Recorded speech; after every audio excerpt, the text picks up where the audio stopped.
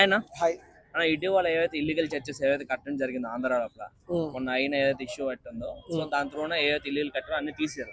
అయితే అలానే వైఎస్ రాజశేఖర రెడ్డి గారి సిస్టర్ విమలమ్మ గారు అప్పుడు హాస్పిటల్ కడతా అని చెప్పి కొంత జమీన్ గవర్నమెంట్ జమీన్ అయితే తీసుకుంది. ఆ భూమి లోపల ఆమె క్రిస్టియన్ చర్చ్ కట్టడం జరిగింది ఇల్లీగల్ గా. సో దాని గురించి మీరు ఏం చెప్పాలనుకుంటున్నారు? రాజశేఖర రెడ్డి గారి సిస్టర్ విమలమ్మ ఆమె ఒక పెద్ద ఆమె. రాజశేఖర రెడ్డి గారు ఉన్నటువంటి సమయంలో కూడా చాలా చర్చిలు కడదాం అని చెప్పేసి కూడా ప్రయత్నాలు జరిగినాయి.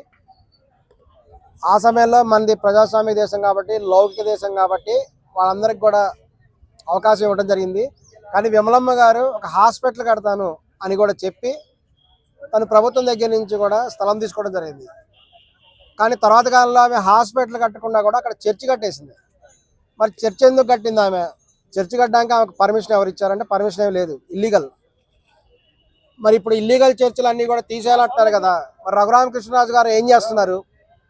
విమలమ్మ కట్టినటువంటి ఇల్లీగల్ చర్చి ముందు కూడా ఎందుకు పోరాటం చేయట్లేదు అనేటువంటి దాని మీద బహిరంగంగా కూడా చెప్పాలి. అలాగే విమలమ్మ గారు కూడా తను బహిరంగంగా కూడా దీనికి వివరణ ఇచ్చుకోవాల్సినటువంటి అవసరం ఉంది. లేదంటే వెంటనే చంద్రబాబు నాయుడు గారు కూడా అక్కడికి బుల్డోజర్ పంపించాల్సిన అవసరం ఉంది. ఆంధ్రాలో కూడా యోగి గారి విధానంలో ఎవరైతే కూడా చట్టవిరుద్ధంగా కూడా అక్రమ నిర్మాణాలు చేస్తారో ఖచ్చితంగా కూడా బుల్డోజర్ పంపించాలి అక్కడ. మరి దాన్ని రెగ్యులరైజ్ ఏమైనా చేసుకున్నారా అనేటువంటి దాని గురించి స్పష్టత రావాల్సిన అవసరం ఉంది. మరి మన దేశంలో ప్రజాస్వామ్య దేశం కాబట్టి ఓట్లు అవసరం కాబట్టి ఏ రాజకీయ నాయకుడైనా సరే కొంతమంది క్రిస్టియన్ ఓట్లు కూడా కావాలి కదా. అందుకోసమే వాళ్ళు ఏదైనా ఉపేక్షించడం జరిగింది. మరి చంద్రబాబు నాయుడు గారు ఈ విషయం తెలిసి మరి ఏం చేస్తున్నారు? చంద్రబాబు నాయుడు గారు కూడా ఇప్పుడు విమలమ్మది కట్టినటువంటి చర్చి మీద కూడా కాన్సన్ట్రేట్ చేయాల్సిన అవసరం ఉంది. మరి రఘురామకృష్ణరాజు కూడా వెంటనే వెళ్ళేసేసి మీ ఉద్యమం అక్కడ కూడా చేయండి.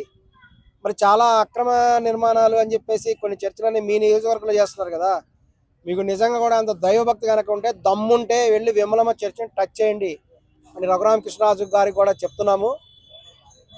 ఆ విధంగా కూడా చేసినట్టయితే ఓట్లు పడవనే భయం ఉండటం వల్ల చేయట్లేదు. అయితే ఇప్పుడు ఏవైతే ఇల్లీగల్ చర్చెస్ ఉన్నాయో, ఏవైతే మొన్న ఇష్యూ అయింది కదా, డిప్యూటీ స్పీకర్ ఎవరు దాడి చేశారో ఆ ఏరియా లోపల 113 చర్చిలు అయితే వాళ్ళు కనుక్కున్నారు. అయితే ఆ చర్చిలు కూడా వైఎస్ జగన్మోహన్ రెడ్డి గారు అధికారంలో ఉన్నప్పుడు కట్టడం అయితే జరిగింది. అలా ఒక స్టేట్ లోని అదే ఒక మండలంలో కాకుండా మొత్తం స్టేట్ లో ఎన్ని కట్టుండొచ్చు సార్? కట్టుంటారు, కొన్ని వేల సంఖ్యలో వచ్చుంటాయి. అదే కదా, అదొక ఉపాధి పథకం అయిపోయింది. ఎవరైతే నిరుద్యోగులు ఉన్నారో, ఎవరికి పని పాట ఉండదో వాళ్ళు కూడా ఒక చర్చ్ పెట్టేసుకోండి, ఒకటి రిజిస్ట్రేషన్ చేసేస్తే ఒక పేరు, దాని ద్వారా పెట్టండి మీకు ఫండ్ వస్తుంది అనేటువంటి ద్వారా ఇచ్చారు. ఇది ఒక రకంగా కూడా మత ప్రచారానికి కూడా వాళ్ళు వినియోగించడం జరిగింది. ఆ విధంగా ఎవరైతే చర్చలు కట్టారో వాళ్ళు ఏంటంటే కేవలము ఆస్తులు ఆక్యుపై చేయాలి, డబ్బు సంపాదించిన ఉద్దేశంతో మాత్రం చర్చలు పెట్టారు. అక్కడికి పోతే వాస్తవానికి ఏం జరుగుతుండవు. అంతమంది పబ్లిక్ ఎక్కడున్నారు అసలు? ఇక్కడ ఏంటంటే క్రిస్టియన్ జనాభా కంటే క్రిస్టియన్ చర్చిలు ఎక్కువైపోతున్నాయి. ఇందులో ఉండేటువంటి మోసాన్ని అర్థం చేసుకోవాలి. దీన్ని ఎవరు దెబ్బ కొట్టాలంటే నిజమైన చర్చిలు ఎవరైతే ఉందో, నిజంగా భక్తులు క్రిస్టియన్స్ ఉన్నారో వాళ్ళే. ఈ డూప్లికేట్ చర్చిలు ఎవరైతే ఉంటారో వాళ్ళని కూడా ఎదుర్కోవాల్సిన అవసరం ఉంది. అందువల్ల ఈ మధ్యకాలంలో కూడా కొన్ని చోట్ల చర్చికి మధ్య ఫైటింగ్లు కూడా జరుగుతున్నాయి. ప్రాపర్టీస్ కోసం కూడా ఫైటింగ్లు జరుగుతున్నాయి. వెంటనే చంద్రబాబు నాయుడు గారు కూడా దృష్టి పెట్టాలి. ఎవరైతే అక్రమ చర్చలు ఉన్నాయో వాళ్ళందరూ కూడా ఇమీడియట్గా వాళ్ళు రెగ్యులరైజ్ చేయించుకుంటారా, లేకపోతే స్కీమ్ ఏమైనా పెట్టారా, దీని అసెంబ్లీలో కూడా ప్రకటన చేయాలి. అలాగే రఘురామకృష్ణరాజు కూడా ఇమీడియట్గా కూడా రాష్ట్ర పర్యటన చేయండి. మీరు పాదయాత్ర చేయాలని కోరుకుంటున్నాము. మీరు పాదయాత్ర కూడా చేసేసి మొత్తము ఎక్కడెక్కడ అక్రమ చర్చలు ఉన్నాయో వాటన్నిటి కూడా లిస్టు తీసి వాటిని పడగొట్టిస్తారా, లేకపోతే బుల్డోజర్తో తీసుకొస్తారా, లేకపోతే రెగ్యులరైజ్ చేస్తారా, లేకపోతే ఇంకేం చేస్తారు అనే దాని గురించి స్పష్టత ఇవ్వాలి. ఈ మధ్యలో చాలా వరకు మత మార్పులు అయితే జరిపించారు. అంటే వాళ్ళు క్రిస్టియానిటీ జనాభాని పెంచుకోవడానిక. ఎందుకంటే ఆల్రెడీ ఇండియాలో అప్లై అయితే ఇప్పుడు ఎగ్జామ్ మన హైదరాబాద్ లో తీసుకున్నా సరే ముస్లిం కమ్యూనిటీ చాలా ఎక్కువ ఉంది.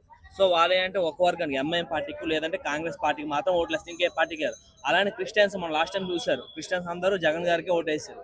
అలానే వాళ్ళు ఏంటంటే యూనిటీ నెక్స్ట్ స్ట్రెంత్ అనేది పెంచుకోవడం చూస్తున్నారేమో అనిపిస్తుంది. స్ట్రెంత్ పెంచుదామని చూసినా అన్ని పార్టీలకు ఉన్నారండి. జగన్ గారికి ఒక వర్గం వాళ్ళు బలమైన ఓటు బ్యాంకు ఉన్నారు, అది వాస్తవమే అందులో. కానీ చంద్రబాబు నాయుడు గారు కూడా చాలా హెల్ప్ చేశారు కదా. చాలా చర్చస్ కూడా చంద్రబాబు నాయుడు గారు కూడా హెల్ప్ చేయడం జరిగింది.